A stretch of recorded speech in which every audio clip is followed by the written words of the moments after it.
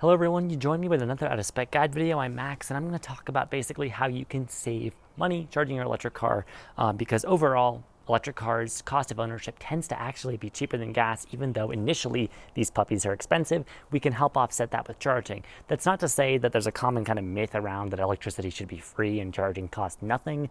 That's not really true. It's actually more complicated than that, and when it comes to home charging, getting stuff installed, it's even more complicated. I learned a few lessons myself. I made a few mistakes that I want to atone for, explain, and hopefully help all of you who are coming into your first electric vehicle ownership, or who are considering, getting a home installation or using your neighborhood charge point, or figuring out how you want to basically level 2 charge your electric car day to day. So I'm going to discuss that, how to optimize cost, and I think this one should be a super relevant one for anyone who wants to save money, which, as far as I'm concerned, should be everybody. So stay tuned.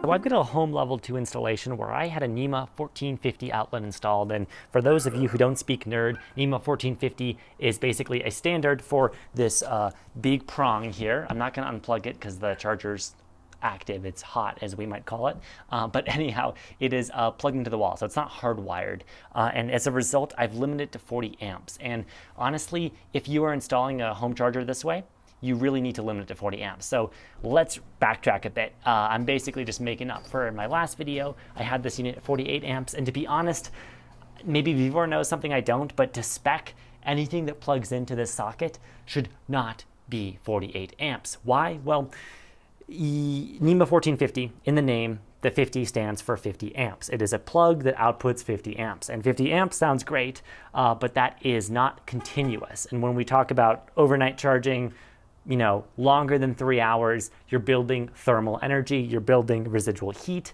Components are really rated for 50 amps, like the socket is, for really up to 3 hours. When you're talking about 7 to 8 hours, as you might overnight charge a car, you're talking about stressing those components, potentially introducing more risk. So you want, generally, as an electrician's rule, 80% of that capacity as a continuous load. So what that means is, right, NEMA 1450, 50 amps as a maximum. We want 80% of that for a continuous load to be super safe. So that would be 40 amps. Why this unit is 48 amps, I don't know. If you buy this unit and end up getting it, I don't know. I mean, it's okay otherwise, but please set it to 40 amps for safety reasons. I've done the same thing. Now, there's also some code in certain areas, like in my state, where you need a ground fault circuit interrupter, I believe it's called a GFCI breaker, when you get that home charging installed. If you don't speak nerd, again, it's something you might need. There's debate in various circles about whether or not this is necessary, because the car itself and its onboard charger and your EVSE may have logic that already builds this in, and it may get confused. So, long story short, when you're installing home charging, one, get it done professionally. So I will say, we don't have a sponsor right now for this, but I really like Qmerit basically as kind of a network of telling you which contractors to use and how to get installations done. They're not the cheapest, but if you just want something that's done right, they tend to do a good job. I found basically a local outfit that is based in Utah, but also works in Colorado, I think, called Car Charging Pros. And no endorsement, I just paid full price to get a charger installed from them. They did a good job. I think they normally work with Teslas, and so there was some confusion with my EVSE and them letting me set it to 48 amps. They shouldn't have let me do that, but I think they're used to Teslas most of the time. Nonetheless, they shouldn't have done that, because I was here with the technician when we tested the car with 48 amps, and sure enough, the car charged 48 amps on a 240 volt socket. That's going to give me 11 kilowatts, meaning I can charge really quickly, but I probably shouldn't have been doing that continuously. It's a fire hazard, so I downrated my unit. And this is where we get into cost. When you're getting one of these units installed, one of the ways you can save cost is, one, don't save cost on who's installing it. Please hire a good person. But what you can save cost on is the breaker. Maybe your car, like if you have a base model Tesla Model 3 and maybe Tesla Model Y, I think, the ones with the LFP battery pack, they only have a 32 amp onboard charger. So you don't need more than a 40 amp breaker. And if you have a car that has a 40 amp onboard charger, you can look in the specs for your car. That's common for many slightly higher end vehicles. Then to save costs, you should only need a 50 amp breaker. For some reason in my house, they installed a 60 amp breaker, and that's why I think for code I need a GFCI. I don't know. Anyhow, basically just figure out what your needs are in terms of how many amps you need. You do need, you do need more than what the car will take continuously, right? The car will take 80% of what your breaker can. Same thing with the EVSE. So if you have it hardwired, you can go further. You can go to 48 amps. You can go to 60 amps. You can go to 80 amps. That's super cool. But I really don't think most people need that unless you have a heavy-duty vehicle. F-150 Lightning with its high-capacity onboard charger and big battery pack. Hummer EV pending software updates, I think, to enable the full 22 kilowatt AC charging, basically meaning that it can actually charge its big battery overnight reliably. But most vehicles have batteries that are smaller, and thus when they charge slower, it's not a big issue because you're still getting an overnight charge. So just optimize cost on figuring out the size of breaker you need, the electrical run. Depends on your house. Cost will vary. If in your house you need a really long cable run and you get a quote and it's going to be super expensive, maybe home charging doesn't make as much sense. Maybe you can even do 110 volt, meaning the wall socket, right? A few issues with that. So it can make sense if you don't drive frequently because it will charge your car. We're looking at basically 1.4 kilowatts continuously being drawn from your wall to charge your car.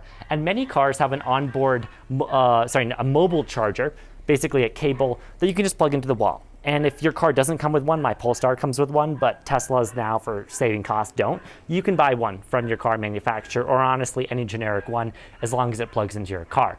There are several connectors. There's the Tesla connector, and there's J1772. It's what my car uses, looks like this. You can adapt either one to either one. There's really no kind of, when it comes to AC charging, not for DC fast charging. When in this video, we're just talking about AC charging. Doesn't really matter too much. You can really get any equipment. It can be adapted to whatever, but ideally get the one that matches your car, Tesla or non-Tesla. Non-Tesla being that J1772. So once you have the mobile connector, you can plug into your wall or anyone else's wall, and it's always an option to charge your car, but it's so slow. For my Polestar, I'd be getting like 15% overnight if I'm lucky, 15 to 20%. Yeah, we're talking about days to charge. So if I drive a lot, not gonna make sense. Another reason plugging into the wall is not ideal and also is gonna actually cost you more money is because it's not efficient. I don't know why exactly, whether it's the logic of the car's onboard AC charging equipment or what, but electric cars don't like being charged from the wall. When we look at efficiency and the losses in charging from the wall, it's like 70 to 80%. Whereas when you do level 2, like this, 240 volt connection, you're looking at more like little over 90%. So it's much more efficient, and in the long run, you're going to be saving electricity cost. And electricity cost is the next big thing to get into because we have to talk about your home utility and what they're going to charge you. So I'm actually going to plug my car in, and then you'll join me inside my car, and let's talk a little bit about billing, power companies, and utilities, because that, I think, is the real meat of this video, and that's where things get super interesting. All right, you joined me in my car. Some of you commented you wanted to see my Polestar charging screen. This looks different on every car, but just so you know, car charging screens look like this. And I'm showing you this because, it shows me what I'm getting, when it'll estimate to complete the charge. Most electric cars have some sort of display like this. The interesting thing, and where this ties into utilities, is when we talk about scheduling. So in my car, and a lot of electric cars, not everyone unfortunately, you can set scheduling. So if I go into schedule here, what that means is if I turn a schedule on, I'll plug in a cable, but the car actually won't start a charge session until, well, whenever I set that. And why would I want to restrict my car to charge at certain times? Great question. It's super interesting. The reason you'd want to do this is because it actually can save you a lot of money, because there's this concept that utilities use called on-peak and off-peak. And depending on your utility company, this may or may not apply to you. But generally for a power company, there are high demand periods of the day, like let's say when people are going to work or getting back from work, generally morning and evening and the middle of the day.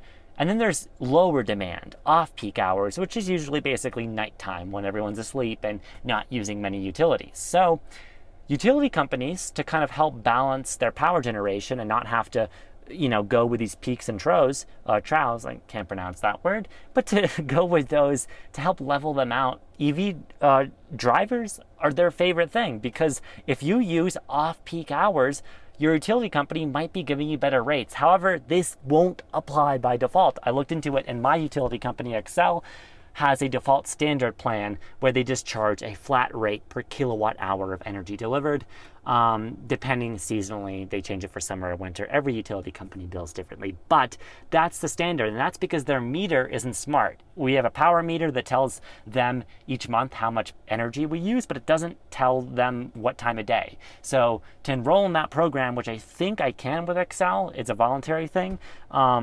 A lot of utility companies are forcibly moving people to these and installing smart meters, but some utilities are opt-in. But if you are in a plan that is opt-in, then you generally see a much lower rate of electricity when you are charging off-peak. And you have to look up on your utility company's website when off-peak is. I'm saying nighttime is a general rule.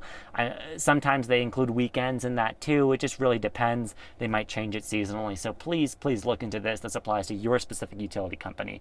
But general advice here is when you figure out those on-peak, off-peak hours, and then if you enroll in your utility company's program for that, time of use is sometimes called, and then you schedule your car, you can basically hack the system. You can end up paying a way cheaper rate to charge your car. So for instance, for me, it would be a difference of like $10 in electricity cost of residential rates to charge my car versus like $15 if I was charging on peak. Sometimes the difference is even higher. So that's just an example.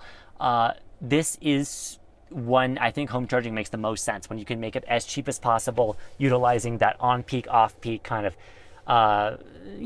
benefit. You benefit the utility company, you level out their load, you benefit yourself with lower costs.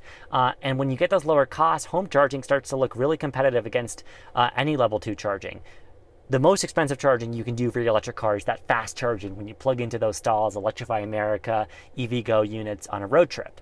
The next most expensive charging is like the charge point units or level 2 units you might see out and about that charge you. Everyone has a different rate, they should hopefully tell you, but one more hack to save cost: if you can install home charging, look up your neighborhood. See with the ChargePoint app if there's free chargers around you, whether they're on the ChargePoint network or on a network that roams of them. I just say ChargePoint app because they have the biggest roaming network of chargers. And see, maybe there's free chargers nearby you. Now, I won't depend on free public charging. Like in my county, I have it in my rec center. I have it in like libraries, I think, and like the DMV, government offices. It's basically taxpayer subsidized, but it's free charging. So, hey, if I'm working out at the pool for 2 hours, then I get 2 hours of free level 2 delivery to my car. The reason this isn't great to depend on is, one, because those units are public facing, they can be vandalized, they can just, be abused and sometimes not work. And because of the ownership model of how people install those chargers, sometimes they don't maintain them. Sometimes they can't get a service tech out there for months, or they just don't bother and the charger's down. So you can always check PlugShare or services like that to basically see chargers that are off online or offline before you get an electric vehicle, before you're looking into it, if home charging is not at all an option for you. But pending the charger working and availability, because these people know, this isn't a secret, people know this. If you go at the right time and you can plug in and get a free charge, that's awesome. I've seen a lot of people do it. I do it myself at the rec center. However, like at my rec center, there's only 2 of those stalls, and sometimes there's a Leaf on the stall or a plug-in hybrid, and that's cool. People are plugged in. But as a general courtesy, when you're plugged in and charging, not everyone does this, but I like to tell people to do it because it's great. Please just unplug yourself when you're done charging. Your car's app might have a notification to tell you when you're done charging. I believe ChargePoint will do that too. So please set something like that up. Be aware. Don't plug in if you're at like 80% or 90%. You don't need to be more fully charged than that most of the time. So just know your needs and be considerate. Leave that charger open to other people if it is a public charger. And I keep saying free, free, free. Charging isn't necessarily free. Like I said, these chargers are taxpayer subsidized, or maybe subsidized by businesses. Some businesses, some hotels have free overnight level 2 charging. So, just figure out where it works as long as you're allowed to use it. Like if there's a level 2 charger at an elementary school that says free, you might not be able to use it because it might only be for teachers and faculty or parents or whatever. It might not be for just anybody. So do kind of look into this and make sure you're not, intruding on anyone else's property or doing something you shouldn't. But if it works for you, if there's a rec center or a library or somewhere, or or even your apartment has some kind of level 2 charging, great. If not, if you're in an apartment or living situation where you absolutely cannot, don't have a garage, you can't install a home charger, get in touch with either your HOA, your landlord, whoever manages your apartment, see if something's possible, because a lot of people are getting EVs now, right? The Volkswagen ID4, Tesla Model 3, Tesla Model Y, a lot of them are coming down in cost, and as people are adopting EVs, not everyone's ready to charge them. So hopefully building developers realize the need for this, and it's built into future properties, future apartments, future complexes, but we live in this limbo space right now. So this is a lot of advice in one video. We're talking about home charging, we're talking about other charge points in public. This is all just kind of a guide, because that's the channel, right? Get it out of spec guide to hopefully help you optimize cost while charging, understand what charging is, understand that charging isn't free. I don't understand why. I talk to some EV owners and they think charging's free, maybe because when they bought their electric car, there was a promotion where they get a few free years of fast charging with certain networks. If we're talking about electric cars being economically sustainable in the long term, we can't pretend energy is free. It's not. We have to be ready to pay for it. However, we can find plenty of ways to optimize cost and make it cheap for both us and society as a whole if we do cool things like off-peak charging and leveling out our grid. So I think that's super cool. And I've been Max for that spec guide. Let me know if you have any questions. Comment your experiences either with home charging or public charging your EV, on the day-to-day. We're not talking about fast charging. We're not talking about road trips. We're just talking about in town. How do you save costs? How do you optimize your routine and your schedule for charging your electric car on the daily? Let us know in the comments so that people who maybe don't have an electric car yet or are still curious can see and all benefit from that info. Thanks so much for watching, and I'll see you next time.